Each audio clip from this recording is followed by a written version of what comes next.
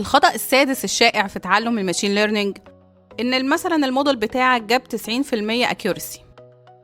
مبروك، بس استنى، هل ده معناه إن الموديل شغال صح؟ لأ، لأن نفس الأكيورسي ممكن تخدعك وتوصلك لنتائج كارثية.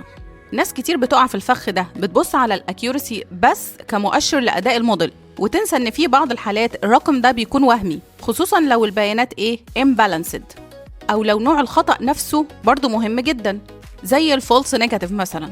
وفي الطب تحديداً هنا بيجي دور الكونفيوجن ماتريكس، وهي عبارة عن جدول بيقسم لك أخطاء الموديل ل4 حالات.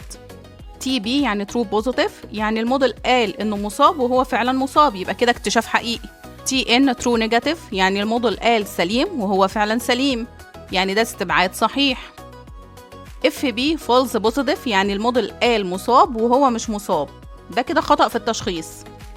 false negative، يعني الموديل قال سليم وهو فعلاً مصاب، ده الأخطر لأن المريض هنا مش هيتعالج. المثال العملي اللي عندنا 2 موديلز، موديل A وموديل B، الاتنين جابوا accuracy 90%، لكن شوف الفرق. موديل A الTB 45، الTN 45، والFB 5 والFN 5، ده كده متوازن في نوع الخطأ. والموديل B الTB 49، الTN 41، الFB 9 والFN 1. بيغلط أكتر في الفولس بوزيتيف لكن بيقلل الفولس نيجاتيف. طب لو ده موديل للكشف عن السرطان، أكيد هنفضل موديل B لأنه بيقلل الفولس نيجاتيف، يعني مش هيعدي مريض على إنه سليم.